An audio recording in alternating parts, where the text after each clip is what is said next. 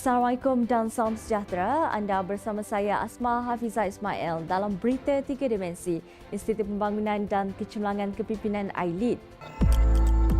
Seluruh warga Institut Pembangunan dan Kecemerlangan Kepimpinan AILID, Kementerian Belia dan Sukan sangat berbesar hati menerima kunjungan daripada Yang Berhormat Menteri Belia dan Sukan, Datuk Seri Ahmad Faizal bin Dato' Azumu ke Ibu Pejabat AILID. Dalam kunjungan tersebut, Yang Berhormat Menteri Belia dan Sukan berkesempatan untuk memberikan amanat dan harapan kepada AILID selaku agensi latihan di bawah Kementerian Belia dan Sukan agar dapat bergerak seiring dengan hala tuju yang dibawa oleh beliau.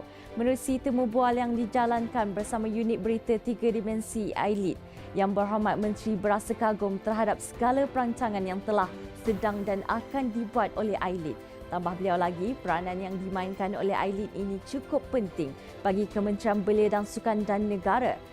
Dan saya harap segala usaha yang telah pun dibuat dan perancangan untuk masa hadapan perlu kita perkemaskan dan pihak kementerian komited untuk berusaha bekerjasama dengan lebih rapat dengan AILID supaya kita dapat membina sebuah negara yang cemerlang di masa yang akan datang dengan memulakannya pada hari ini dengan membentuk siasat, kerohanian dan juga kepimpinan bagi kalangan anak-anak muda.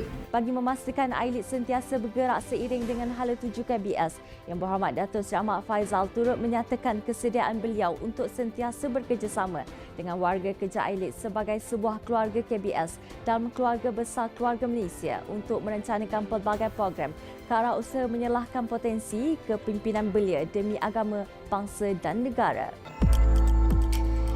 AILID menerusi kluster kepimpinan dengan kerjasama Kem Wawasan Negara Ulu Kenas Perak telah menganjurkan bicara kepimpinan patriotik bagi zon utara secara dalam talian bagi membincangkan topik berkaitan kepimpinan prihatin. Program bicara kepimpinan kali ini melibatkan penyertaan pegawai-pegawai muda daripada Kementerian Keuangan, Kementerian Perdagangan dan Hal Ehwal Pengguna, Kementerian Kerja Raya, Kementerian Pendidikan Malaysia, Kementerian Tenaga dan Sumber Asli, Kementerian Perdagangan Antarabangsa dan Industri dan Kementerian Pertahanan. Bual bicara kali ini telah menampilkan yang berbahagia Datuk Dr. Syed Omar Sharifuddin bin Syed Ehsan, Ketua Setiausaha Kementerian Kerja Raya bersama Yang Berusaha, Profesor Dr. Muhammad Zaini bin Osman, Pensyarah Pusat Kajian Tinggi Sains dan Peradaban Raja Zarif Sofia, Universiti Teknologi Malaysia. Menurut Datuk Dr. Syed Omar, penjawat awam perlu berusaha meningkatkan dan mempertahankan nilai terkandung dalam perlembagaan persekutuan dan rukun negara kerana mereka merupakan ejen patriotisme tanpa mengira jabatan, agensi maupun skop tugasan. Profesor Dr. Muhammad Zaini pula menyarankan agar penjawat awam perlu mempunyai prinsip lebih tegas, kuat dan amanah dalam mengatasi pelbagai kelemahan, kekurangan diri serta menjaga nama organisasi di samping berpegang kepada kepemimpinan melalui teladan. Tekanan atau depresi merupakan penyakit mental yang biasa dihadapi dalam kalangan masyarakat kini. Sungguh pun penyakit ini tidak lagi ganjil dalam kalangan masyarakat, ia tidak boleh diambil mudah. AILID melalui Kem Wawasan Negara Lipis Pahang telah menganjurkan program Simbang Santai at AILID yang membicarakan topik depresi bukan gurauan bersama panel jemputan yang berbahagia Dr. Zaitun Haji Muhammad, Pengarah Pusat Pengurusan OKU HEPA Universiti Malaysia Sabah bagi membincangkan isu berkenaan.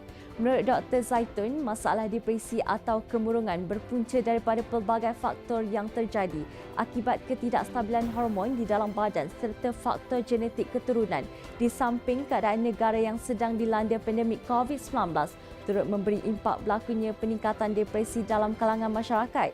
Sebagai seorang pengamal perubatan profesional, beliau turut menyarankan masyarakat agar tidak memandang remeh perkara ini dan harus segera mencari solusi dengan berjumpa kaunselor dan pakar atau seseorang yang dipercayai untuk meluahkan perasaan. Suruhanjaya Pilihan Raya Malaysia SPR telah melancarkan timakan pra pendaftaran pemilih automatik SPPA bermula 1 Oktober sehingga 31 Oktober 2021 untuk memberi peluang kepada bakal pemilih warga negara Malaysia yang berumur 18 tahun dan ke atas menyimak dan mengesahkan maklumat mereka menggunakan aplikasi MySPR SPPA di pautan mysprsppa.spr.gov.my.